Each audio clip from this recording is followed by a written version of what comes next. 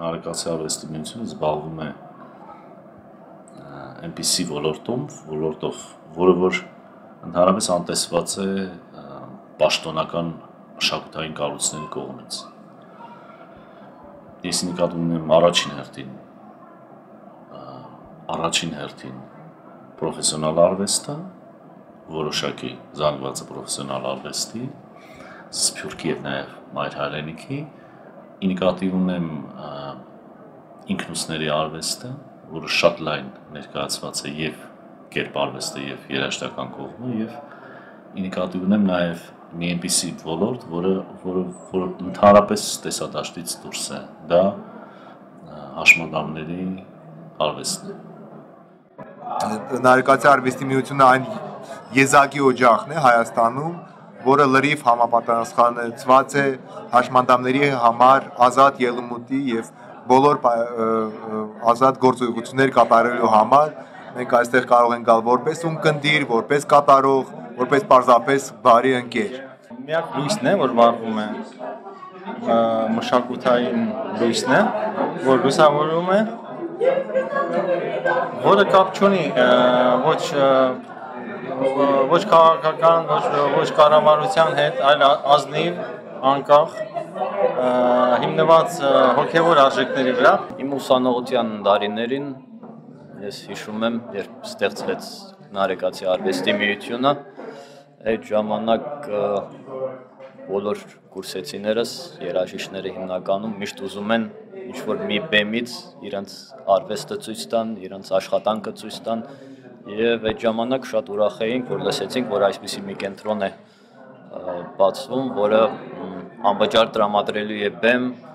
բոլորի համար, անխտիր, այդպես որ բոլոր ոչ միայն մեր կուրսեցիները, ամբողջ կոնսերվատորիան կարող եմ ասել, համարյա հերթակրվում էր, թե ով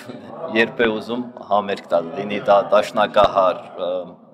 լարային գործիքի տիրապետող կամ վոկալիստ, բոլոր ասպարեզի տարբեր երաժշտական ասպարեզի տարբեր ոլորտի մարդիկ միշտ աշխատում էին իրենք համերգներով հանդես կան Նարեկացիում եւ դա շատ մեծ առաքելություն էր Նարեկացու կողմից, որովհետև երիտասարդները պետք ունեն բեմի եւ պետք ունեն աջակցության։ Մենք 6 տարի շարունակ Նարեկացի արվեստի միության հետ եւ մեր քաղաքը մեր տունը հիմնադրամի հետ համատեղ Նարեկացի արվեստի միության սրահում անցկացրել ենք բարերի բաց դասեր, որ կոչվել է մեր բարերը եւ մենք եւ Նարեկացի արվեստի միությունը ամեն կերպ աջակցել է ոչ միայն այդ ծրագրերին, այլ նաեւ Կարինի բոլոր տեսակ նախաձեռնություններին եւ եղել է միշտ մեր կողքին եւ ընդհանրապես հայ մշակույթի թիկունքին կանգնած։ Ես միշտ կողմնակից եմ եղել, որ պաշտպանվի ավանդույթները, մեր անցյալը, ներկան դեպի ապագան։ Այդ Նարեկացի կենտրոնը դա անում է, ինձ թվում է շատ լավ։ Բացի Նարեկացի կենտրոնից Երևանում կա եւ Շուշիում, չէ։ Չգիտեմ ինչ եկա այստեղ, եկա հենց այստեղ, որտեղ մենք հիմա ենք, ասված բերեց ինձ։ Ես Ֆլորենցիայից մտքից դրել էի, որ պետքա Շուշիում քանդակի միջազգային սիմպոզիում կազմակերպեմ։ Չգիտեմ թե ում հետ, չգիտեմ թե ոնց, ինչ միջոցներով, բայց ես եկել եմ Հայաստան, որ այդ կազմակերպեմ։ Ու իմ ճանապարհս բերում են Նարեկացին։ Առաջի անգամ ես դիմեցի Նարեկ Հարությունյանին 4 տարի առաջ։ Ես ունեի բարեկամներ Համշինահայերի շրջանում։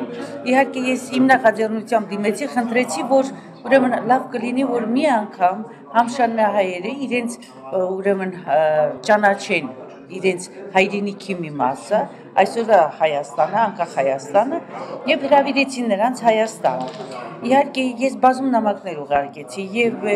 նախագահի աշխատակազմ, եւ մշակույթի նախարարություն, ուրեմն եւ բազում այլ, նույնիսկ գիտեք քաղաքապետարան, կարող եմ ասել եւ այլ շատ հասցեներով, բայց ոչ մեկը չարձագանքեց։ Միակ անձը, որը հավանություն տվեց, հովանավորեց եւ ֆինանսավորեց այդ ամբողջ նախաձեռնությունը, ուրեմն Նարեկ Հարությունյանն է։ Եթե վտանգված է Նարեկ Հարությունյանը որպես բիզնեսմեն, նաեւ վտանգվում է այն սեգմենտը մշակութային, որը որ զբաղվում է Նարեկացի արվեստի միությունը, որովհետեւ Նարեկացին ակնհայտ է, որ ֆինանսավորվում է Նարեկ Հարթունյան բիզնեսմեն կամ Հարթունյանների բիզնեսներից գոյացած գումարներով եւ այսօր եթե վտանգված է այդ ոլորտը, վտանգված է նաեւ այն արտացոլանքը այդ գործունեության, որը ունի իր մշակութային դաշտում եւ մշակութային դրսեւորումներ ունի ուրույն։ Ես շատ ցավում եմ, որ ցենց պատմություն եղավ Նարեկի հետ։ Ես երկար ժամանակ գաղտնի էի պահում, նույնիսկ չի ասում այդ իմ ընկերներին, նրանք ովքեր որ ճանաչեցին Նարեկին, նրանք ովքեր որ ծանոթացան, ամաչում էի, քանի որ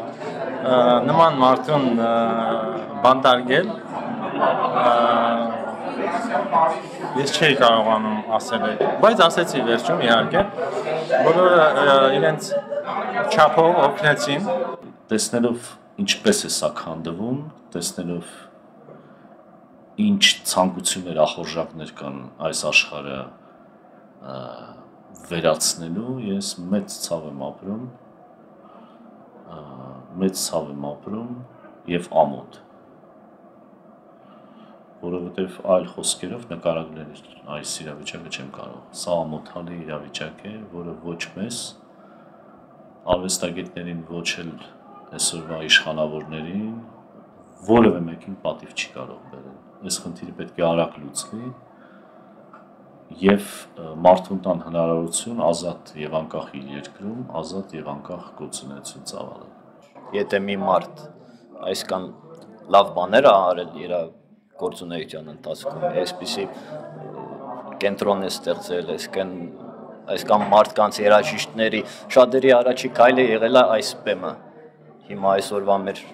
ասպարեզում,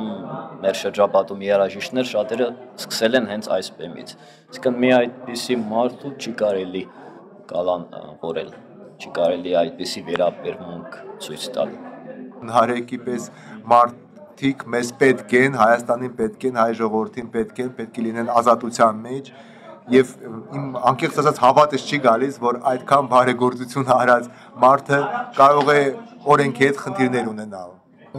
Սա մեր ժողովրդի համար է, մեր հայրենիքի համար է, ոնց կարելի է նման մարդուն փոխանակ պաշտպանել, փոխանակ, ես ինչ ունենամ շնորհակալություն չան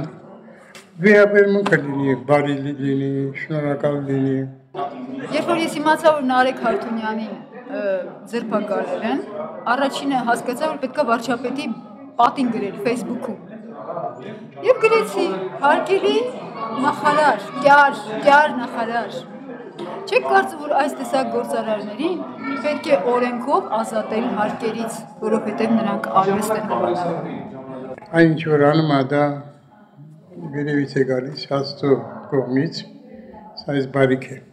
Սա բարիք է, ես գնահատում եմ բարձր։ Մեր իրականության մեջ ել եմ կրկնում, շատ քիչ են եզակի են այդպիսի ուրեմն նվիրյալները, որոնք ծառայեն հայ մշակույթին, եւ մենք պետք է աչքի լույսի պես պահենք այդ ուրեմն երիտասարդին եւ անաղարտ պահենք նրա անունը։ Նա ազնվագույն ընտանիքից է եւ եթե մինչեւ այսօր նա ոչ մի արվեստագետի հաշվին շատ չի հետապնդել, ուրեմն շատ մեծ հանցանք է նրա անունը վարկաբեկելը եւ ուրեմն արադավորելը, ուրեմն նրան մեղադրելով մտածածին, որինված մեղադրանքների մեջ։ Շատ ցավալի է, շատ մեծ ցավ եմ ես այս ամեն ինչը ասում, որովհետև տեսնում եմ, որ նման մարդիկ եւ նման վերաբերմունք դրսևորած մարդիկ վտանգված են իմ հայրենիքում, վտանգված են իմ անկախ եւ ազատ հայրենիքում, որովհետև ասել, որ այն ինչ որ իրենց հետ կատարվում է դա անշնորհակալության դրսևորում է, արդեն չես կարող ասել, որովհետև այն ինչ որ իրենց հետ կատարվում է դուրս է նման գնահատականներից, դուրս է որևէ բանականությունից եւ բացատրվում է միայն եւ միայն հանցավոր միտումներով։ Ես ու իմ բոլոր ընկերներս ամբողջ աշխարհում կանգնած ենք Նարեկի կողքին, քանի որ Նարեկն է մեր կողքին կանգնած։ Մենք թվում է մենք ենք կանգնած, որտեղ Նարեկն է մշակույթի կողքին կանգնում։ Մենք ստեղծագործողներ ենք, բայց չափուսահման գոյություն ունի։ Երբ որ չափը անցնում են, արդեն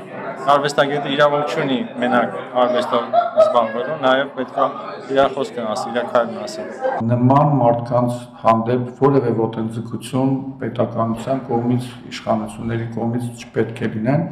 որովհետև Հայաստանում, Երևանում չկա գրեթե օջախներ, անկախ մշակութային օջախներ, որոնք աջակցում են, սատարում են հայ մշակույթին, հայ անկախ մտավորականներին եւ դրա համար պիտի բոլորս սատարենք, բոլորս զորակցենք Նարեկ Հարությունյանին եւ այնպես անենք, որ այս նախադեպը այլևս կրկնություն չունենա Հայաստանում։